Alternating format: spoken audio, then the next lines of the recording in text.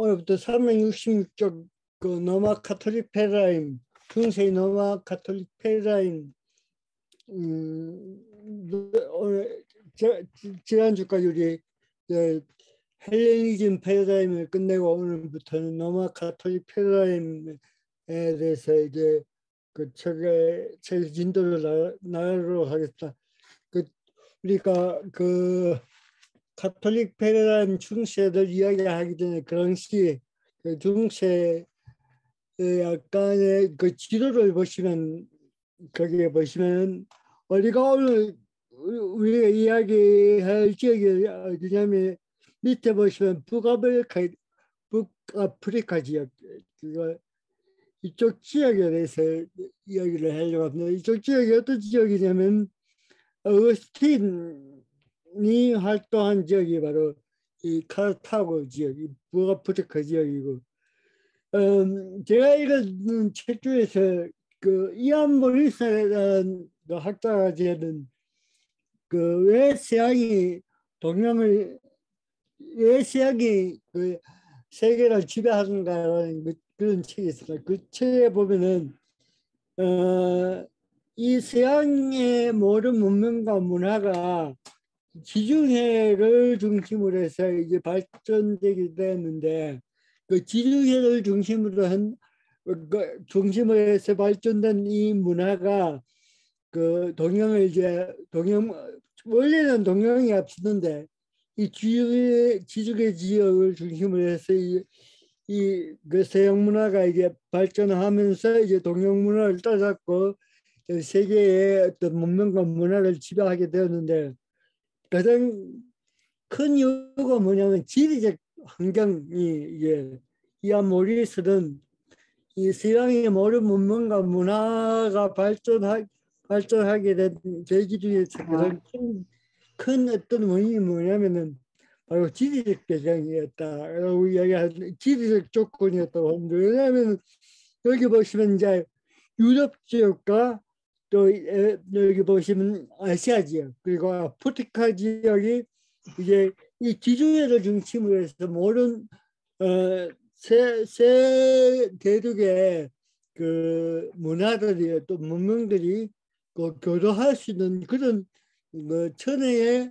그 지역적 지리적 조건을 갖춘 것이 바로 이 지역입니다.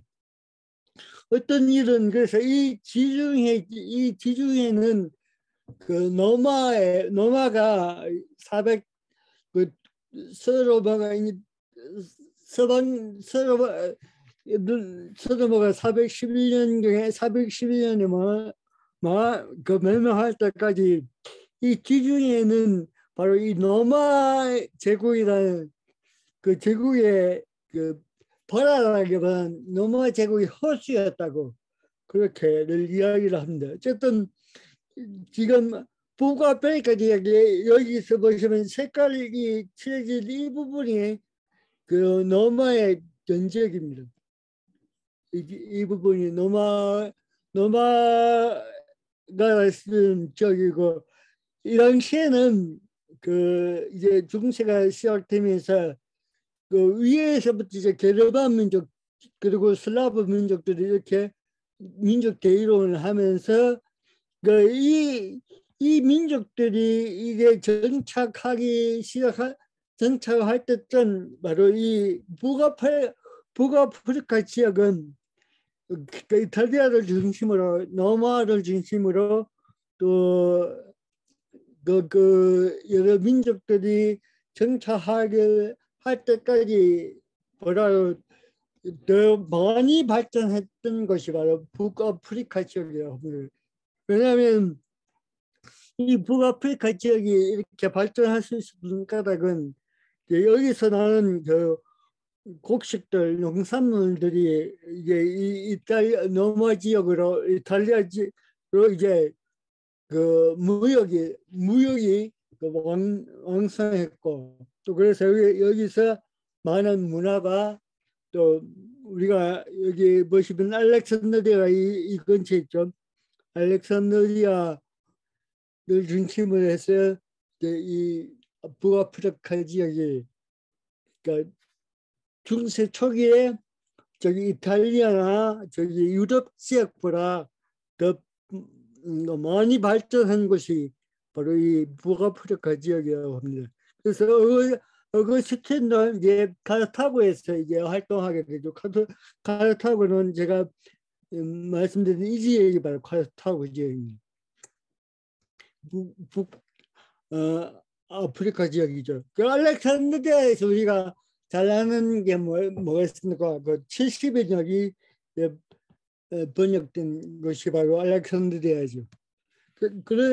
그런 점에서 이제 이 어거스틴이 그 활동하기 전부터 이게 그 유럽의 그 내륙지방보다 북아프리카의 이 지역이 더 문화적으로 또 발전했던 지역이 바로 이 지역이라고 합니다. 그 중세라는 이 말은 그 여러분들이 잘 알다시피 이미 그 조금 부정적인 의미를 가지고 있다고 합니다. 한번 들으셨죠? 이 중세는 이제 그 초기 헬레니즘과 그 근대 그러니까 중세를 끝내고 근대 사이에 있는 그런 애매모호한 그런 시기라고 해서 중세라는 이름이 지어졌는데 이 중세라는 이름 자체가 그 의미상 부정적인 의미를 가지고 그렇게 중세라고 불려지게 되었다고 합니다. 그래서 이 중세는 우리가 잘 알다시피 뭐 중세 암흑기라고 이야기하고 또 그 암흑기 중에서 이게 르네상스가 일어났던 시기고 또 종교개혁가들과 교회사들의 평가하기에는 우리가 이제 앞으로 살펴보겠지만 교황이라는 그 권력 기구가 있어가지고 이 교황과 그 세속 그 왕가의 정치적 권력적 그 다툼 속에서 온전히 교회가 교회답지 못하고 또 신학으로서 올바르게 발전하지 못했던 그런 아무런 결실이 없었던 그런 시대였다고 그렇게 평가를 하기로 합니다. 그래서 그렇지 그럼에도 불구하고 이 시대 우리가 소위 말하는 중세 시대는 그 교회와 신학과 또 사회 또 종교적인 그런 사회가 꾸준히 형성되고 또 발전되었던 시기이기도 합니다. 그리고 이 근대에 들어서면서 이 중세에 대한 암흑기에 대한 그 미화 작업도 있었고 그래서 그 미화 작업은 주로 그 낭만주의에 의해서 이 중세에 대한 그런 미화 작업이 있었다고 오늘 그 책에서 그 기록하고 있습니다. 그리고 또 하나 또 이 중세를 바라보는 그 또 하나의 관점은 뭐냐 하면은 그러니까 제2차 바티칸 공의회 이전 그러니까 교황이 어떻게 보면 세속 권력과 종교적 권력을 가지고 그 뒤흔들던 그 시대를 또 뭐 동경하고 그 시대를 환원하고자 하는 그런 세력에 의해서 이 중세라는 이 시기가 미화되기도 하고 또 동경의 대상이 되기도 했던 그런 여러 가지 그 어떻게 보면 부정적인 의미와 긍정적인 의미를 함께 가지고 있는 시기가 바로 이 중세라고 그렇게 그 한스킹은 이야기를 하고 있습니다.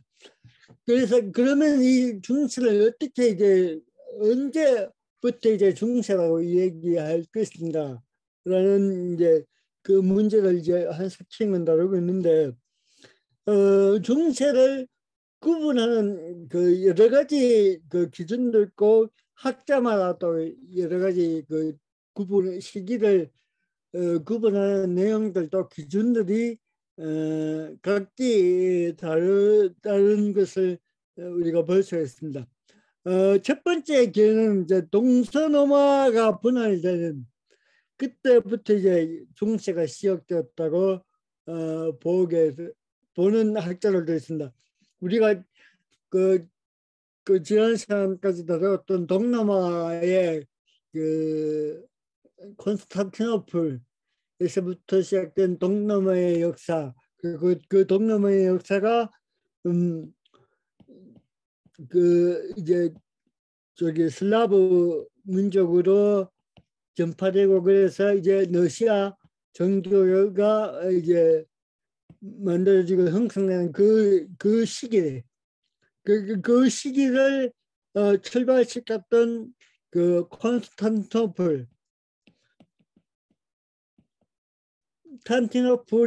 세워질 때부터 이제 이 중세가 시작되었다고 그렇게 보는 학자들도 있고 또 하나의 견해는 어거스틴이 이제 그 세례를 받고 이제 어거스틴이 신학적인 신학적인 활동을 할 때부터 이제 그 중세가 시작되었다고 하는데 이때가 어떠냐면은 한 391년경이라고 우리가 볼 수 있습니다. 그러니까 이렇게 보면 어거스틴의 신학의 활동 때부터 이제 중세를 잡게 되면 중세 시작을 잡게 되면 거의 한 390년부터 이제 중세가 시작됐다. 그래서 언제까지 이제 그 중세를 보냐면 종교개혁까지를 이제 중세. 그러니까 중세의 말은 종교개혁이라는 이 시기는 이제 아주 못을 받고 있는 거죠. 중세가 끝나는 시기가 바로 종교개혁이 시작할 때까지 늘 중세를 라고 보는데 중세의 시작은 이렇게 동서노마의 분열로부터 이제 중세 시작을 보는가 아니면 어거스틴이 활동할 때부터 이제 그 중세 시작을 보는가 아니면 이제 그 교회가 발달하고 이제 조금 계속해서 이제 교황의 이야기가 나오겠는데 교황들이 이제 그 세속적인 권력을 잡고 또 교회와 또 세속 권력을 한꺼번에 이제 그 좌지우지하던 그 시기 4, 5세기경 그 4세기경이라고 이야기하면 거의 어거스틴의 신학의 어거스틴이 활동했던 그 시기와 맞물리는 시기죠.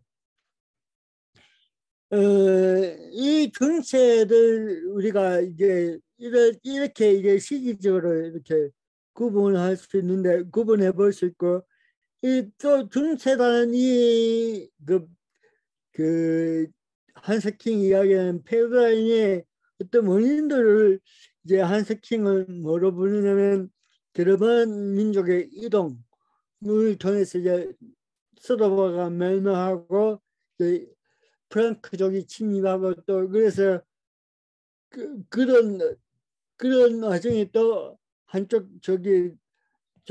아시아 쪽에서는 이제 그 이슬람이 이제 일어나서 그 이제 로마 영토였던 여러 나라들을 이제 그 지배하게 되고 또 영토를 확장했던 그런 그 일들이 일어났던 시기고 또 그럼에도 불구하고 이제 처음부터 그 로마 지역이 자리했던 기독교 세력이 프랑크족과 게르만 민족 또 더 나아가서는 슬라브 민족 그러니까 북쪽에서부터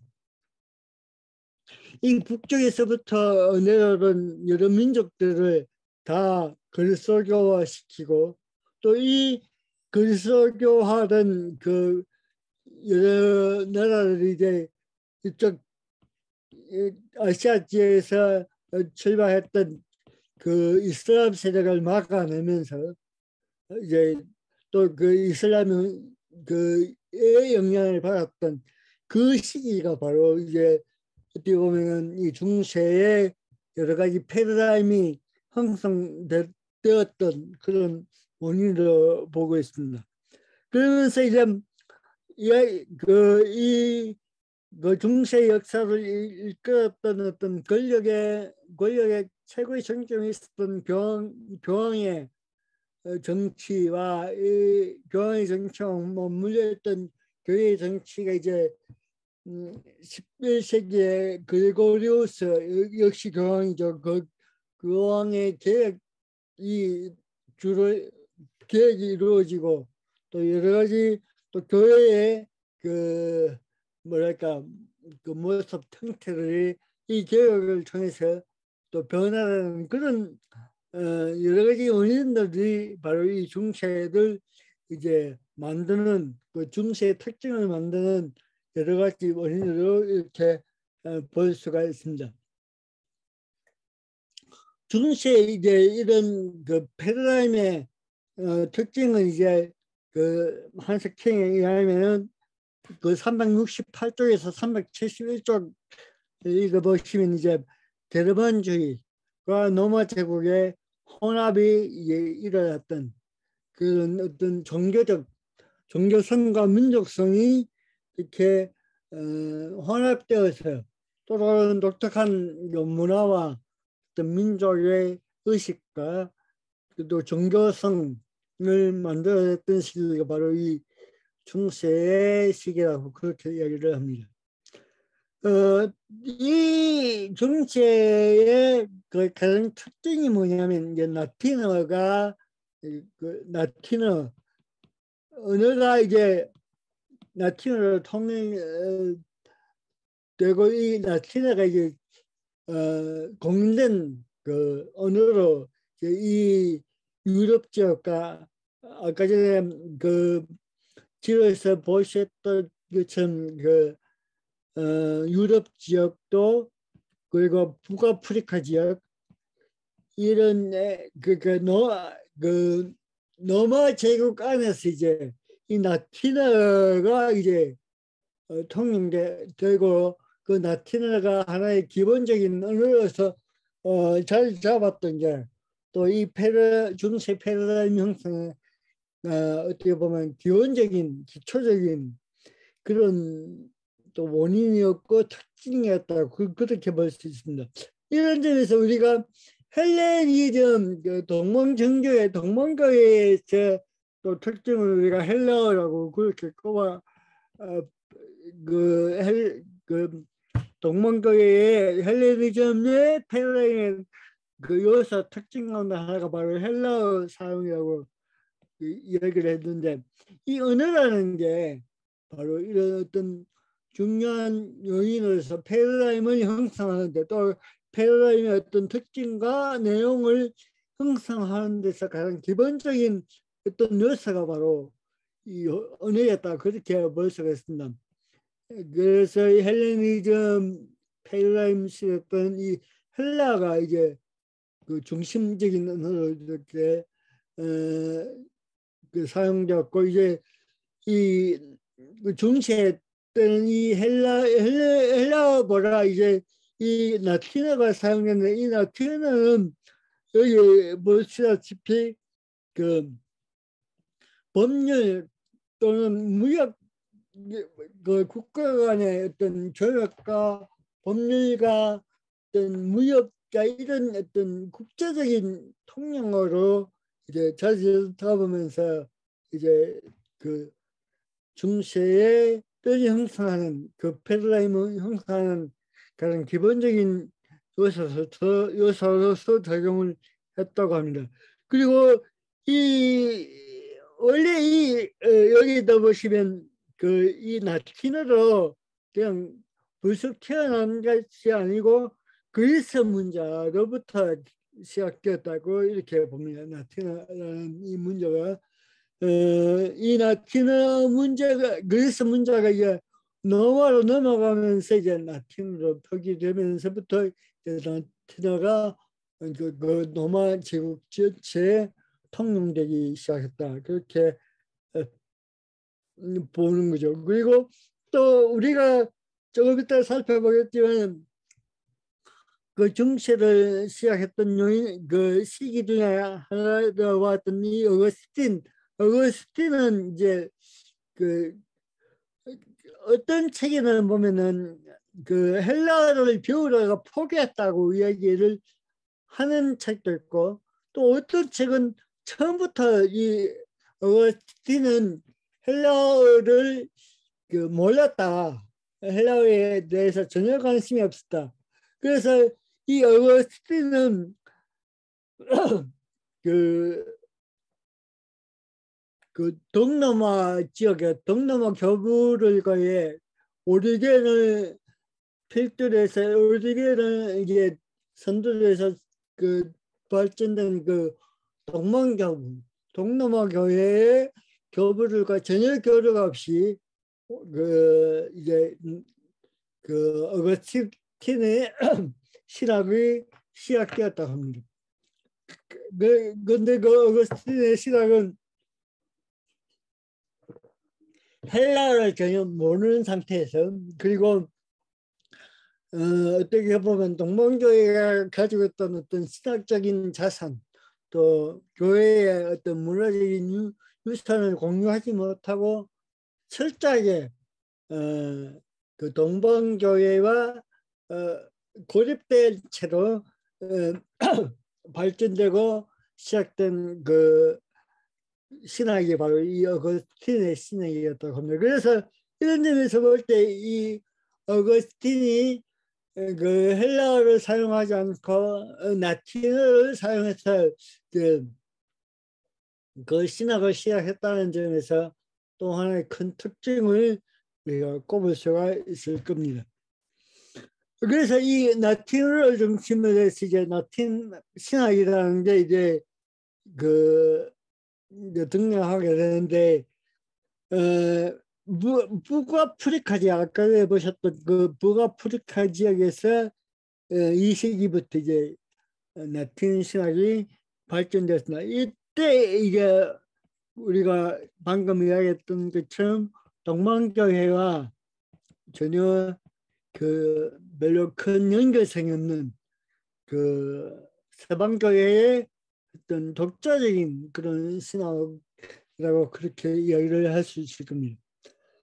그럼에도 불구하고 이게 이 북아프리카 지역에서 이런 그 라틴 신학이 그 생성되고 발전되게 된 요인 중에 하나가 바로 라틴어 번역, 라틴어 성경이 이제 번역이 되고, 또 우리가 잘 알다시피 그 북아프리카 지역인 알렉산드리아에서 이제 70여 종이 또 번역되었던 그 여러 가지 그 신학이 그 라틴 신학이 발전할 수 있고 또 생성시킬 수 있는 요인들이 이 북아프리카 지역을 중심으로 해서 일어났고, 그런 요인들이 그게 이미 잠재하고 있다고 그렇게 볼 수가 있습니다. 그리고 이 성서를 번역하고 또 신학에 있어서 공용어가 되는 라틴은 어떤 고전 라틴어가 아니고, 그 여기서 고전 라틴어라고 이야기하는 것은 이제 그 당시 로마의 그 뭐랄까 그 정치 지도자들 또는 그 로마의 그 뭐랄까 그 상류층에서 쓰던 그 사용되던 그런 그 라틴어가 아니고 일반 민주인들이 그 헬라어로 보면은 헬라어로 코이네라고 하는 이 코이네라는 헬라어로 그 당시에는 그 고급 헬라가 아니고 우리가 다 잘 알다시피 민중들이 그러니까 일반 평민들이 사용하는 그런 헬라어가 바로 이 코이네라고 하는 것처럼 이제 이 그 라틴 신학의 이제 그 언어였던 이 라틴어로 이제 그런 어떤 고급의 라틴어가 아니고 일반인들이 사용하는 그 언어로 이제 이 그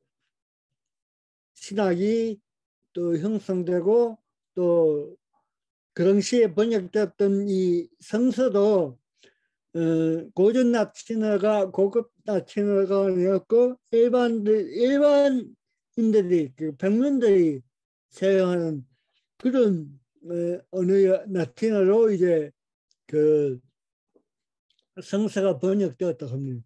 그래서 이 당시에 그 번역된 성서가 그 일반 평민들이 사용하는 언어로 번역되어서 그 성서의 용어 또 성서의 문구들이 아주 거친 표현이 많았다고 그렇게 이야기합니다. 그래서 이런 라틴어 번역을 사용해서 이제 신학 작업을 했던 이 그 어거스틴도 라틴어 성경 번역에 대해서 그것이 탐탁치 않게 여겼다는 그런 이야기도 있습니다. 어쨌든 이 라틴어로 번역된 그 성서라든지 또 신학들이 이때부터 통용되고 또 자리 잡기 시작했다는 겁니다.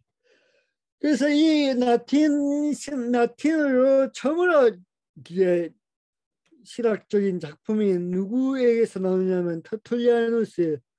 이 터툴리아누스가 바로 이제 그 서로바 지역에서 첫 라틴어를 사용했던 교부라고 그렇게 볼 수가 있습니다.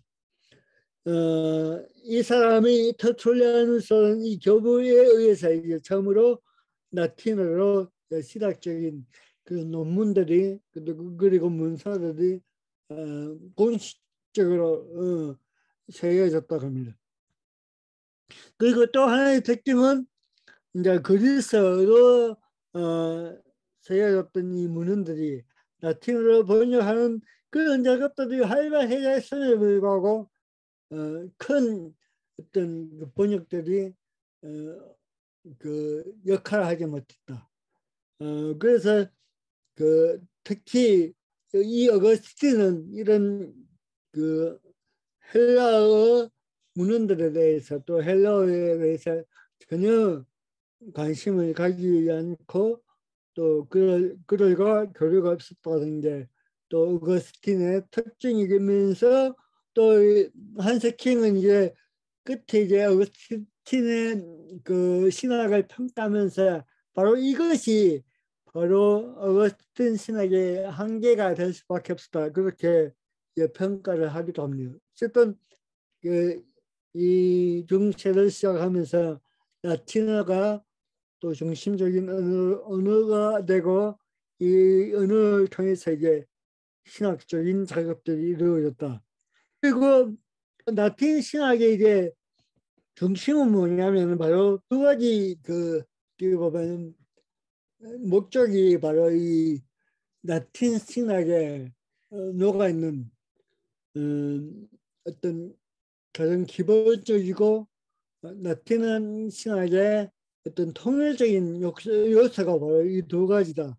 이 두 가지는 도덕적인 삶과 행복의 추구를 이야기하는 것은 라틴 신학을 처음으로 주었던 카톨라니서부터 시작해서 그 또 라틴 신학의 또는 중세 신학의 그 신학의 그 가장 기본적인 바탕을 그 출발시켰던 그 어거스틴의 신학도 여전히 이런 어떤 요소를 또 이런 목표를 벗어나지 않았다. 그렇게 이야기를 하고 있습니다. 그래서 이 터툴리아누스 다음에 나타난 인물이 키프리아누스라는 교부죠. 이 키프리아누스를 이제 키프리아누스 다음에 이제 나타난 인물이 어거스틴. 그래서 이제 371쪽부터 이제 계속해서 그 한스킹은 앞에 이야기는 그냥 짧게 하는데 그 어거스틴의 이야기는 이제 많은 분량을 거쳐 그 많은 분량을 통해서 이제 그 어거스틴의 신학 또 어거스틴의 삶을 이야기하고 있는 것을 볼 수 있습니다. 이 어거스틴의 그 한석킹이 어거스틴의 신학을 이야기하면서 가장 중심적으로 이야기하는 게 삼위일체론이고 또 하나는 신공론, 그 하나님의 도성이라고 번역하는 그 어거스틴의 그 작품인 그 신공론과 삼위일체라는 이 삼위일체 어거스틴의 삼위일체론이 이제 어떻게 보면 중세의 신앙을 이제 중세 어떤 신앙의 기본적인 아주 기준적인 그 어떤 기준이 이제 또 기준점이었고 이게 그 어거스틴의 삼일체론이 중세만 어떤 기준이 되는 것이 아니고 근대를 거쳐 현대까지도 우리가 잘 아는 바하트까지도 어떻게 보면 이 어거스틴의 삼일체론 안에서 이제 어떻게 보면 이렇게 이야기를 할 수 있겠습니다. 동방교회를 지휘한 그 서방교회의 어떤 중심, 그 교리의 중심인 그 삼일체론은 누구의 삼일체론을 기본으로 그 어떤 권력으로 갖추어서 이야기를 하냐면은 바로 어거스틴의 삼일체론을 가지고 그 어거스틴의 삼일체론이 바로 어떻게 보면 중세 가톨릭 교회 그리고 현대 개신교에 이르기까지 삼일체론의 가장 기본적인 구성이라고 그렇게 볼 수가 있습니다. 또 이게 다른 점은 이런 어떤 어거스틴이 이야기하는 삼일체론과 동방교에서 이야기하는 삼일체론은 그 엄청난 차이가 있고 그 차이로 인해서 이제 동서방교회가 또 분열될 수밖에 없었던 그런 원인으로 작용했다고 이제 한석킹은 이야기를 하기로 합니다. 제가 아까 전에 어거스틴 앞에서 이야기하면서 이야기했던 부분이죠. 그 한석킹을 이런 이야기를 합니다. 동문교부부터 유일하게 배척당한 인물이었고, 그러니까 동문교부와 결혼하지 않았다고 그렇게 이야기를 합니다. 그리고 철저하게 라틴어를 가지고 자신의 신학적인 활동을 했던 사람이 바로 그 어거스틴이라고 합니다. 그래서 이 어거스틴은 아까 전에 이야기했던 것처럼 그리스어들 헬라어를 힘이 없었다고 이야기하는 사람도 있고 아예 몰랐다고 이야기하는 그런 사람도 있었습니다. 그리고 그 어거스틴이 활동하는 그 시기에는 바로 어떻게 보면 위기의 시대였다고 그렇게 이야기를 합니다. 왜냐하면 이제 313년에 그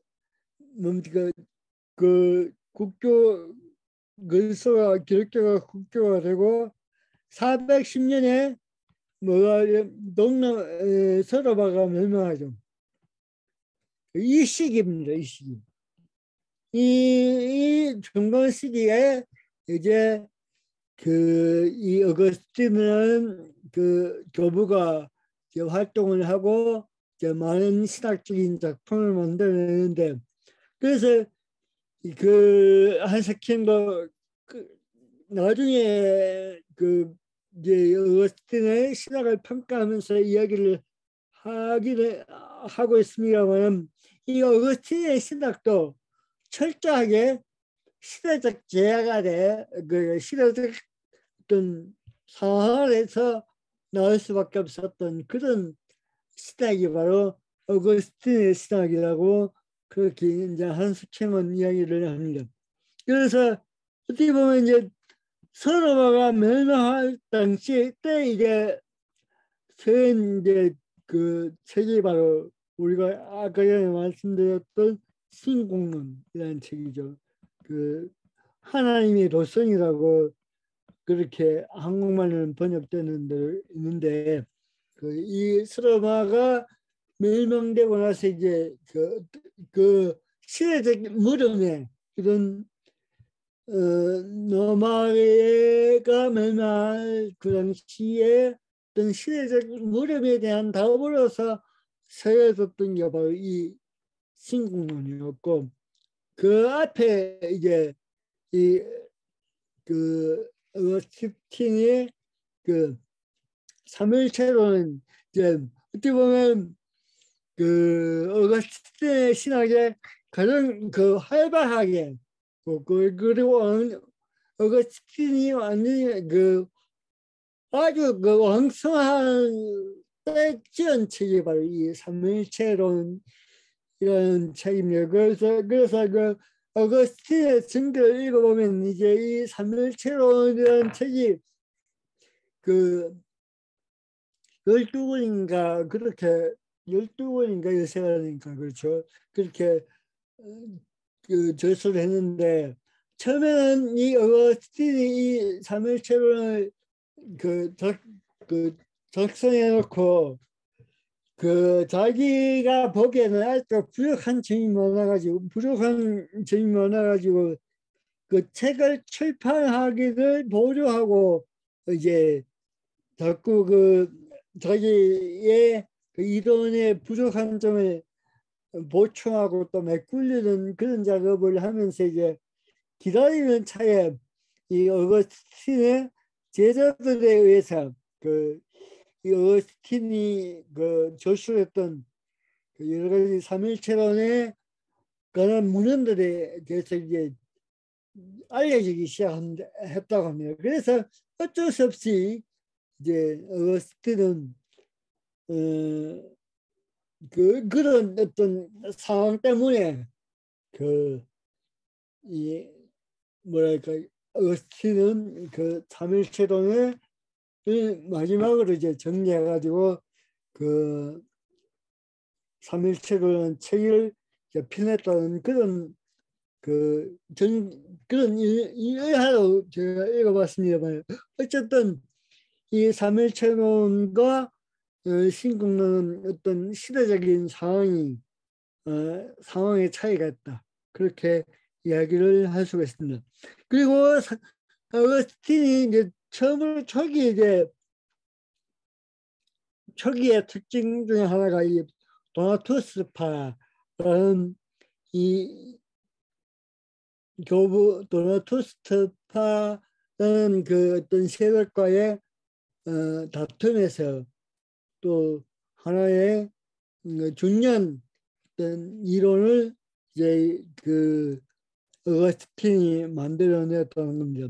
이 도나투스파는 뭐냐면은 아까 전에 테툴리아누스라는 이 사람도 이 테툴리아누스가 활동할 때로 이제 뭐가 잠시 있었느냐면 박해가 있었다고 합니다. 박해. 그러니까 노마가 313년에 그 그리스도교를 국교로 만들어 놓고 계속 이제 데오 콘스탄티노플로 옮겼던 테오도시누 누굽니까? 누구죠? 테오도시우스 황제 그 이제 처음으로 지난번에 이야기했던 것처럼 어떻게 보면 기독교인 황제라고 이야기를 했습니다. 근데 이 테오도시우스 황제 그 외에 여러 로마 황제들 중에서 이제 또 한때는 이제 교회를 박차고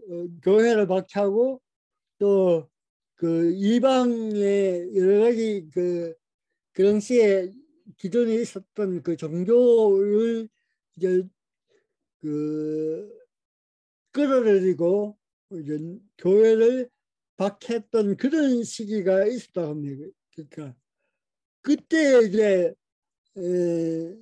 그 박해 시대 때 이 터툴리아누스는 그 많은 사람들이 이제 그 터툴리아누스가 속해 있는 공동체에서는 이 터툴리아누스가 순교하기를 원했지만 그 이 터툴리아누스 생각은 순교보다는 자기가 속해 있는 그 공동체를 유지하기 위해서 순교를 피해서 이제 다른 지역으로 이제 피신을 했다가 이제 그 박해의 기간이 끝나고 다시 돌아와서 썼던 책이 바로 이 호교라는 책이라고 합니다. 그러니까 여기서 이 도라투스파라는 이런 어떤 세력들도 이런 박해 시대, 네, 박해, 노마에 의해서 박해를 받던 그 교회 공동체의 지도자들, 특히 이 지도자들이 어떤 그 액션을 취했는가. 여기에는 이제 보면 여러 가지 그 부류가 있습니다. 뭐 그 배교를 하는 부류 있고 또 터툴리아누스처럼 피신을 해버리는 그런 부류도 있고 또 한 부류는 이제 그 당시에 지도자들 로마 교회 지도자들 중에는 대부분 조금 고위 관리들이 출신들이 많아서 그 관리의 권한을 통해서 그 어떤 그 뭐냐 그 당시 로마가 주도했던 이방 종교를 피하려고 했던 그런 정책들을 그 면제를 받는 그런 부류를 있었고 하여튼 그 박해의 직면한 그 교회 지도자들의 태도가 여러 가지의 종류로 나타나고 있는데 그 여기에서 이제 이 도나투스파는 어떤 이야기를 하냐면 이렇게 박해를 피해서 배제했던 그 인물들, 종교 지도자들, 이 지도자들이 이제 다시 이제 박해가 끝나고 교회에 돌아와서 그 어떤 또 종교 지도자로서 그 활동하는 게 이게 정당한가 정당하지 않은가 이런 문제를 제기했던 그 세력들이 이 도나투스트파라고 합니다. 그리고 이 도나투스트파의 세력이 가장 왕성했던 지역이 어디냐면은 바로 이 그 어거스틴이 활동했던 카르타고라는 그 지역에 이 도나투스파가 또 큰 어떤 세력을 떨치고 있었다고 합니다. 그래서 이 도나투스파가 주장하는 어떤 배교한 종교 지도자가 다시 복귀해서 그 어떤 성례를 행할 때 그렇게 해서 행하는 성례는 거기는 하나님의 은혜가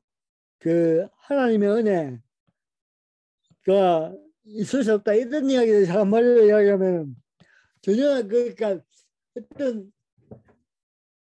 거룩한 어떤 하나님의 사역이 그 속에 일어나지 않는다. 이게 도나투스파가 주장했던 내용입니다. 그러니까 배교했던 그 어떤 교부가 다시 교회로 들어와서 그 뭐랄까 세례를 베풀거나 또는 성만찬을 베풀거나 이런 진례를 통해서는 어떤 하나님의 사역 또는 하나님의 거룩하심 그런 게 나타나지 않는다. 이렇게 주장했던 게 바로 이 도나투 스토파인데, 이제 반대로 이 어거스틴은 뭐라고 이야기하느냐면 그 집례하는 성례를 집례하는 사람의 문제가 아니고 그 집례의 어떤 하나님의 사역은 하나님의 스스로가 나타나는 것이죠. 그러니까 집례자의 어떤 뭐 도덕적인 삶, 뭐 윤리적 삶, 뭐 어떤 종교적 삶, 그게 중요한 게 아니고 그 집례 속에서 그 하나님의 어떤 독자적인 하나님의 어떤 주권적인 사역이 임할 뿐이라. 그래서 그런 이야기를 하면서 사람의 어떤 뭐랄까 과거와는 관계가 없이 하나님의 사역은 나타난다. 그 이야기를 이제 처음으로 주장했던 그 인물이 바로 이 어거스틴인데, 이게 나중에는 사효성이라고 하는 그런 또 하나의 규칙으로 정해지고, 이제 집내 교회에서 이루어지는 어떤 성스러운 사역, 어떤 세례나 성만찬 예배는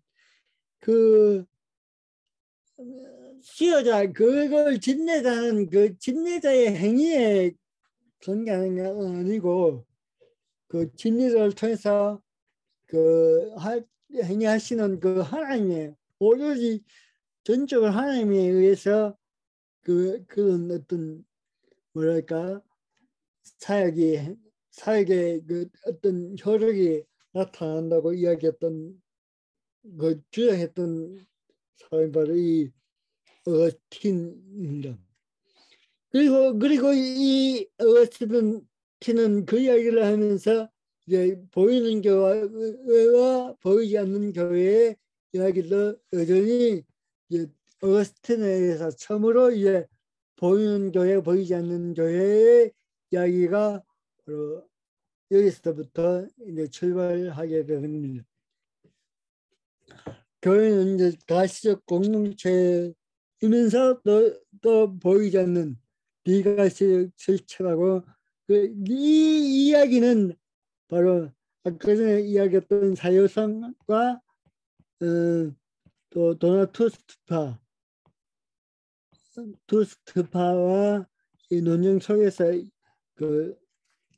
도출된 그런 결론입니다. 또 이제 어거스틴이 여러 가지 이제 활동을 하고 여러 가지 이론들을 내놓습니다. 보면 한스 킹의 이야기 의하면 바로 이단자와 열교조에 대한 폭력을 신학적으로 정당화시킨 강제개정, 한마디로 강제개정을 정당화시켰고, 또 어떤 종교재판, 또 거룩한 전쟁, 이런 어떤 여러 가지 어떻게 보면 억압적인 강제적인 어떤 힘을 통해서 이제 개종을 하거나 또 이제 선교를 하는 그런 일들의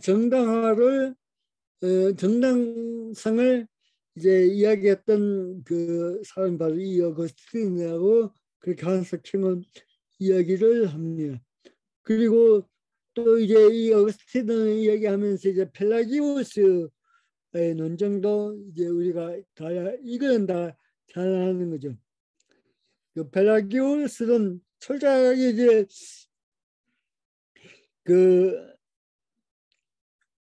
하나님의 은혜를 이 펠라기우스도 이야기하지만 그대로 인간의 책임, 인간의 실천을 어떻게 보면 이야기하는 이야기 그걸 이제 인간의 의지, 하나님의 구원의 역사를 이루어가는데 인간의 구원의 역사를 이루어가는 데 있어서 전적으로 하나님의 은혜에 의해서만 이루어지는 것이 아니고 그 인간의 선한 행위와 어떤 실천적인 행위 또는 그 인간의 책임성을 강조했던 그런 그 인간의 의지를 강조했던 인물이 바로 이 펠라기오스죠. 반대로 그 이제 그 어거스틴은 원죄를 이제 처음으로 이야기했던 학자 그 교보가 바로 이 어거스틴은 원죄를 이야기하면서 그 인간은 철저하게 타락된 그 존재이고 오로지 하나님의 은총에 의해서만 이제 그 인간 구원받을 수 있다는 그 이야기를 이제 이 펠라기우스 논쟁 속에서 이제 그 이야기를 하는데 이 펠라기우스의 그 이런 그 주장들은 어떻게 보면 오리겐 그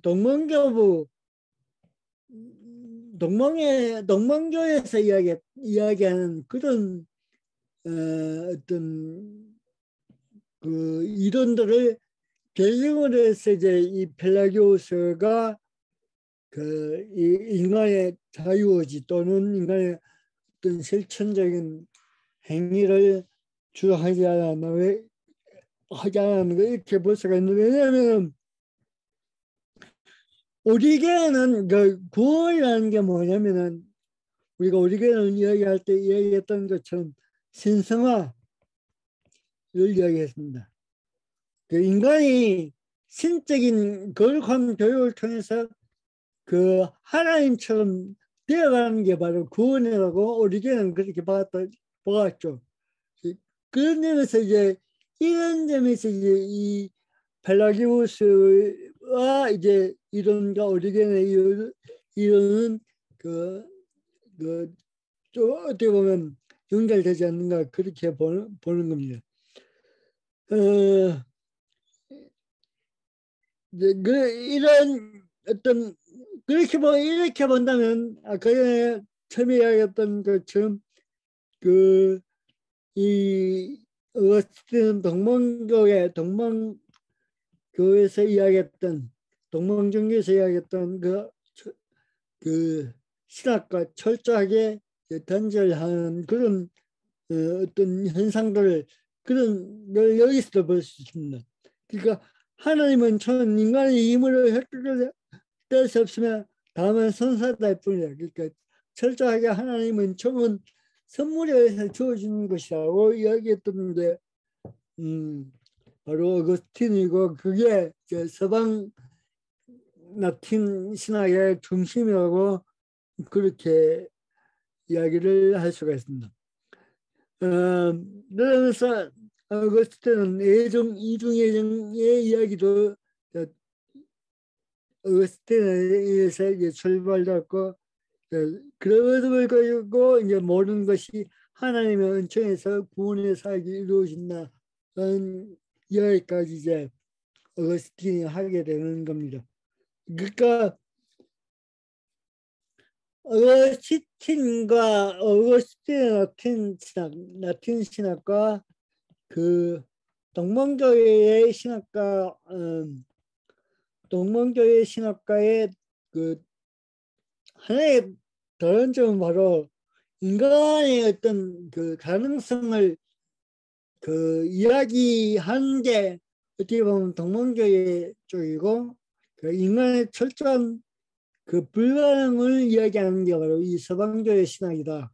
그 서방교회 신학은 바로 지금까지 어떻게 보면 그 어거스틴의 신학의 뿌리를 가지고 지금까지 이제 흘러왔다 그렇게 볼 수가 있습니다. 그 계속해서 이 한식킹은 그 어거스틴이 이제 그 자기의 신학적인 활동에서 했던 여러 가지 어떤 작업들의 결과를 이야기를 합니다.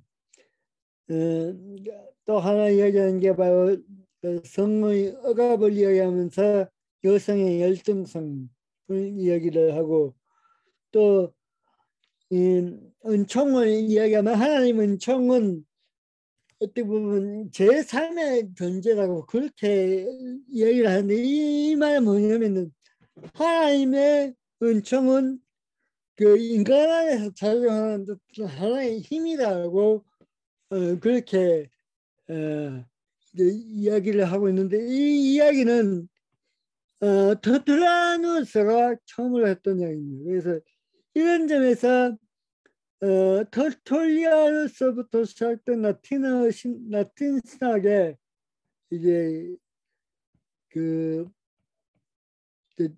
어떻게 보면 결과 또는 그 정리를 했던 신학이 바로 이 그 어거스틴의 신학이라고 그렇게 이야기를 할 수가 있습니다. 그리고 계속해서 이제 한스킹은 무엇을 이야기를 하고 있는 예전설의 이야기를 하면서 이제 한스킹은 그 어거스틴의 한계를 이야기하는데, 하나님의 그 자비 그리고 은총이 만 온 세계에 유효하면 그 하나님의 일행이라는 것과 어떤 관계가 있는가, 그 이야기를 계속해서 문제로 제기하는 것을 이 책에서 볼 수 있어요. 그 이야기가 380쪽에서 383쪽까지 계속해서 그 애정의 이야기, 하나님의 애정과 또 하나님의 자비와의 관계, 그 이야기를 계속합니다. 이 이야기는 지금도 여전히 우리 신학계에서 이야기되고 있는 부분, 토론되고 있는 부분이다. 그런 점에서 이 역사, 이 애정이라는 역사와 그 하나님의 은총이라는 은혜라는 이 역사는 그 엄청난 그 역사를 가지고 있다. 그렇게 우리가 구분 얘기를 할 수 있겠습니다. 오늘은 여기까지 하고 다음 주부터 어거스틴의 삼일체론과 또 신공론 이야기를 하면서 어거스틴을 마치고 계속해서 그 강의를 진행하겠습니다. 오늘은 책으로는 383쪽까지의 그 내용들을 이야기를 했습니다. 오늘 이야기의 중심은 그겁니다. 이제 헬레니즘이 끝나고 헬레니즘으로부터, 그러면 우리가 여기서 이제 물어봐야 될 게 있죠. 그러면 헬레니즘 패러다임과 이 라틴 그 중세 패러다임과의 어떤 연속성은 무엇인가, 연결점은 무엇인가를 한번 물어봐야 되죠. 이 물음은 계속해서 제가 이야기하는 것과 또 상관관계가 있다고 생각되는데, 왜냐하면은 그 결국 이 신학의 발전, 그 서방 교회의 그 중세 가톨릭 신학의 발전도 어떻게 보면 복음화의 단계라고 그렇게 볼 수가 있습니다. 복음화의 단계. 복음 그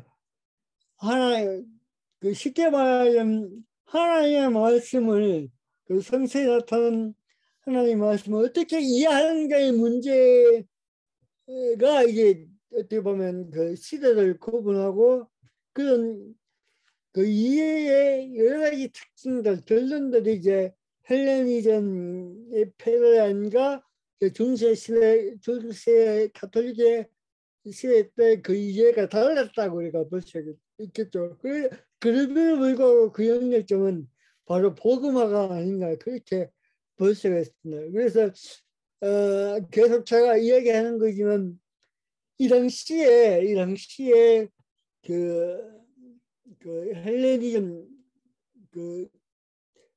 예를 들어서 동방교회 콘스탄티노플을 중심한 거기에서 그들이 어떤 그 교회에서 외쳤던 그 복음의 내용과 그리고 서방 지역에서 그 서너머 지역에서 교회 안에서 그 노마교회 안에서 이해했던 그 복음의 내용들이 어떻게 그 이야기가 되었는지 어떤 내용들이 있었는지를 우리가 그것들은 아마 교부들에 의한 자료를 통해서 볼 수가 있겠죠. 그것도 그런 자료가 이제 그 발전되는 게 바로 우리가 오늘도 얘기했던 것처럼 그 민족의 대열 이름을 통해서 일어났던 선교의 그 역사, 그 슬라브족 또는 게르만족, 프랑크족 이들이 이제 기독교로 교화시키는데 그 기독교로 개종시키는데 그들에게 전해졌던 그들에게 선포되었던 복음의 내용들이 무엇인가로 우리가 한번 살펴보면 결국은 복음이 지역마다 시대마다 또 어떻게 이해되고 해석되었는가를 우리가 볼 수 있지 않을까 그렇게 생각을 합니다. 어쨌든 그 연결점은 바로 어떻게 보면 복음에 대한 이해가 시대마다 장소마다 이제 그 차이가 있고 또 변화가 있고 또 하나의 어떤 변화의 어떤 요인들이 분명히 있다고 그렇게 이제 볼 수가 있을 겁니다. 오늘 여기는 여기까지만 하겠습니다.